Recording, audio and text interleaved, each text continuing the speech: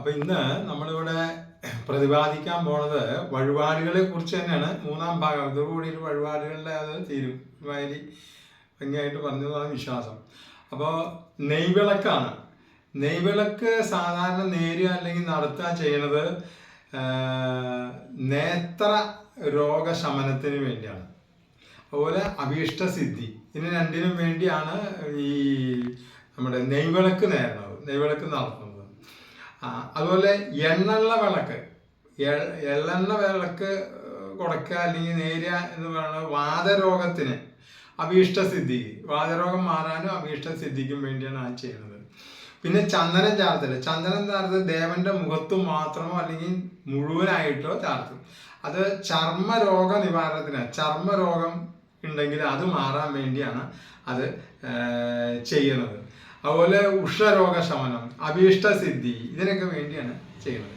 പിന്നെ പറ വഴിപാട്, അത് എല്ലാ ക്ഷേത്രത്തിലും നടത്തുന്ന ഒരു വഴിപാടാണ് വഴിപാട്. അത് ഐശ്വര്യത്തിനും ക്ഷേമത്തിനും വേണ്ടിയിട്ടാണ് നടത്തുന്നത്. അത് അരിപ്പറയുണ്ട്, നെൽപ്പറയുണ്ട്, മലർപ്പറയുണ്ട്, പൂപ്പറയുണ്ട്, പിന്നെ എള്ളുപറയുണ്ട്, മഞ്ഞൾപ്പറയുണ്ട്, കൂട്ടപ്പറയുണ്ട്, നാണയപ്പറയുണ്ട്. അങ്ങനെ പല രീതിയിലുള്ള പറകൾ ഓരോ ക്ഷേത്രത്തിലും അതിൻ്റെ അനുസരിച്ച് അങ്ങനെ ഉണ്ടാവും. അത് ഐശ്വര്യത്തിനും ക്ഷേമത്തിനും അഭീഷ്ടസിദ്ധിക്കും വേണ്ടിയാണ് ഇതൊക്കെ ചെയ്യണത്. പിന്നെ അന്നദാനം, അന്നദാനം അത് ദാരിദ്ര്യ ദുഃഖ ശമനത്തിന് വേണ്ടിയാണ് അന്നദാനം. ചില ക്ഷേത്രത്തിൽ അന്നദാനം നമ്മൾ ഏത് ക്ഷേത്രത്തിലും അത് ചെയ്യണത്. പിന്നെ നിറമാല അത് നിറമാല അഭീഷ്ടസിദ്ധിക്കാണ്. ഇനി ചുറ്റുവിളക്ക് നേരും, അത് മനഃശാന്തിക്ക് വേണ്ടി ചെയ്യുന്നതാണ് ചുറ്റുവിളക്ക്. മനസ്സിലായില്ലേ? പിന്നെ അടുത്തത് നമ്മൾ ഹോമങ്ങളാണ്. ഹോമങ്ങൾ നിരവധി ഹോമങ്ങളുണ്ട്, പല ടൈപ്പുകൾ ഹോമങ്ങളൊക്കെ ഉണ്ട്. പക്ഷെ സർവ്വസാധാരണയായി നമ്മൾ നടത്തുന്നത് ഗണപതി ഹോമവും ദേവി പൂജയാണ് നടത്തുന്നത്. ഗണപതി ഹോമം നമ്മുടെ തടസ്സങ്ങൾ വരാണ്ടിരിക്കാനും തടസ്സങ്ങൾ ഉള്ളത് മാറാനും വേണ്ടി അത് ചെയ്യുക. ദേവി പൂജ ഐശ്വര്യത്തിനും അതുപോലെ സമ്പൽ സമൃദ്ധിക്കൊക്കെ വേണ്ടിയിട്ട് ദേവി പൂജ. അത് സാധാരണ ഈ ഗൃഹപ്രവേശത്തിന് മുമ്പാണ് സാധാരണ ചെയ്യാറ്. ഈ വർഷത്തിലൊരിക്കൽ വീടുകളിൽ ഗണപതി ഹോമം ചെയ്താലും അത് നല്ലതാണ്. അതങ്ങനെയാണ്.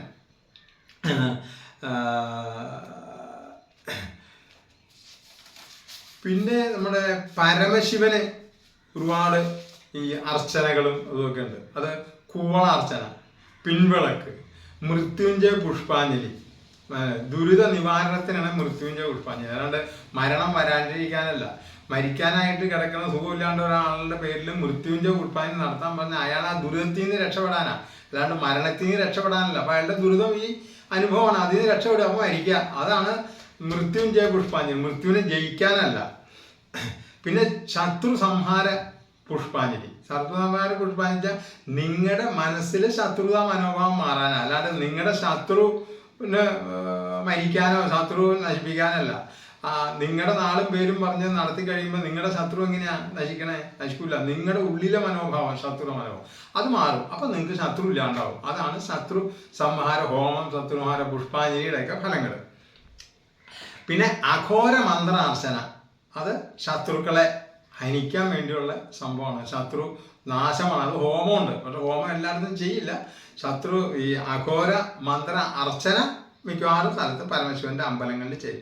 പിന്നെ രുദ്രസൂക്തം എന്ന് വെച്ചാൽ ദുരിത നിവാരണത്തിന് വേണ്ടി നടത്തുന്ന രുദ്രസൂക്തം. പിന്നെ സന്താന സൂക്തം, സന്താന ലബ്ധിക്ക് വേണ്ടിയിട്ട്, സന്താനങ്ങളില്ലാതെ സന്താന രുദ്രം ഒരു 7 ദിവസം, മാസത്തിൽ 7 ദിവസം വെച്ച് അങ്ങനെ നടത്തിക്കഴിഞ്ഞാൽ സന്താനം ഉണ്ടാവുന്നതാണ് വിശ്വാസം. പിന്നെ സംവാദ സൂക്തം, അത് ഐകമത്യത്തിന് വേണ്ടിയാണ്. ഇപ്പൊ ആളുകൾ തമ്മിലുള്ള ഐകമത്യം, ഇപ്പൊ ഭാര്യ ഭർത്താക്കന്മാര് അങ്ങനെ എല്ലാവരും തമ്മിലുള്ള ഐകമത്യത്തിന് വേണ്ടിയിട്ട്, കുടുംബത്തിൽ ഐകമത്യം ഉണ്ടാവുക, അതിനൊക്കെ വേണ്ടിയിട്ട്. ഇന്ദ്രാണി സൂക്തം, നല്ല ദാമ്പത്യത്തിന്. ഇതൊക്കെ പരമശിവന്റെ അമ്പലത്തിൽ ചെയ്യുന്ന അർച്ചനകളും പുഷ്പാഞ്ജലികളും ഹോമങ്ങളൊക്കെയാണ്. പിന്നെ അടുത്ത ഔഷധീയ സൂക്തം, രോഗശമനത്തിനാണ് ഔഷധീയ സൂക്തം നടത്തുന്നത്. പിന്നെ നാഗങ്ങൾക്കുള്ള വഴിപാട്, 100 പാലും നാഗങ്ങൾക്ക് നടത്തും. അതുപോലെ നമ്മുടെ ആയില്യം പൂജ, മഞ്ഞൾപ്പൊടി ചാർത്തല്, പിന്നെ പാൽപ്പായസ ഹോമം. സർപ്പത്തിന് ഏറ്റവും ഇഷ്ടമുള്ള പാൽപ്പായസ ഹോമം എന്ന് പറയുന്നത്. എല്ലാ സർപ്പ ദുരിതങ്ങളും മാറും പാൽപ്പായസ ഹോമം നടത്തി കഴിഞ്ഞാൽ. പിന്നെ നേദ്യങ്ങളാണ്. വെള്ളനേദ്യം, ത്രിമധുരം, പഞ്ചാമൃതം, എള്ളുനേദ്യം, അപ്പനേദ്യം, കടുംപായസം, പാൽപ്പായസം. ഇത് ഓരോ സ്ഥലത്ത് ഓരോ ഇതുണ്ട്. വിഷ്ണുവിനാണെങ്കിൽ പാൽപ്പായസം, മറ്റേ അങ്ങനെയാണ്. പിന്നെ പിഴിഞ്ഞു പായസം, കൂട്ടുപായസം, നെയ്പ്പായസം, ഇങ്ങനെയൊക്കെയാണ് പായസങ്ങൾ, നേദ്യങ്ങൾ.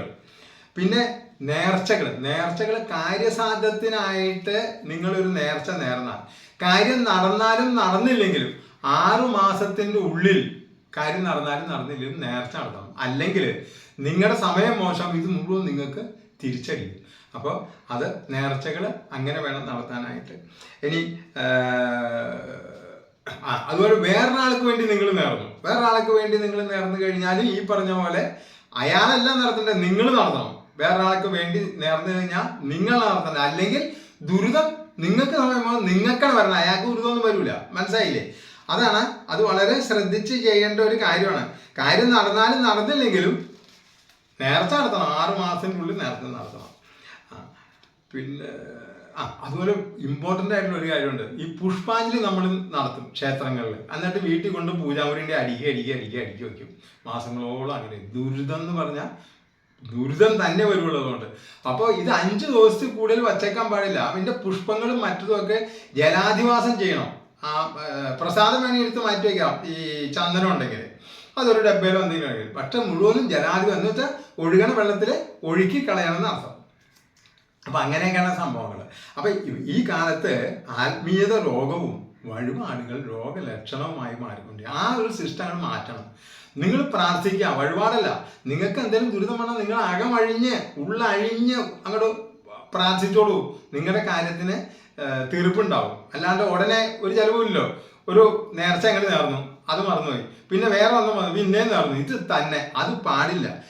ഈ ആത്മീയത മുഴുവനും ഇന്ന് രോഗവും വഴിപാടുകളും രോഗം. അപ്പം അതൊക്കെ മാറി നമ്മൾ പ്രാർത്ഥിക്കുക, അതൊരു ശീലാക്കി മാറ്റുക. രാവിലെ വൈകുന്നേരം ഏതെങ്കിലും ഒരു നേരം മണി ഒരു 15-20 മിനിറ്റ് ഒന്ന് പ്രാർത്ഥിക്കുക. അപ്പോൾ ഇതാണ് വഴിപാടുകളുടെ എല്ലാം കഴിഞ്ഞു. അപ്പോൾ ഞങ്ങളുടെ ഈ ചാനൽ നിങ്ങൾ എല്ലാവരും കാണാനും, അത് ഇതുവരെ സബ്സ്ക്രൈബ് ചെയ്തില്ലെങ്കിൽ സബ്സ്ക്രൈബ് ചെയ്യാനും, ഷെയർ ചെയ്യാനും, ലൈക്ക് ചെയ്യാനും ഞങ്ങൾ നിങ്ങളോട് വിനീതമായി അഭ്യർത്ഥിക്കുകയാണ്. നമസ്തേ.